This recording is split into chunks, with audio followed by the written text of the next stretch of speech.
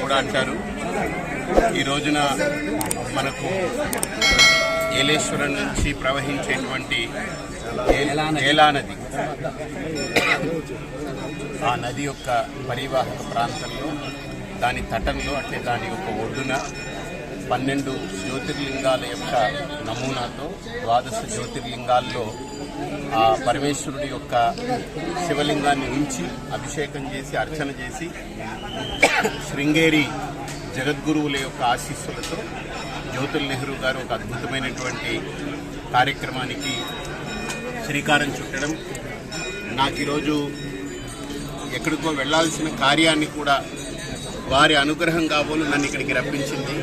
కాబట్టి అలాగనే ఇక్కడ కోటి లింగాలు భక్తులు స్వచ్ఛందంగా విచ్చేసి వేలాది మంది వాళ్ళు స్వయంగా లింగాలని చేస్తూ త్వరలో దాని యొక్క కోటి లింగార్చన కార్యక్రమాన్ని కూడా ప్రారంభిస్తారు.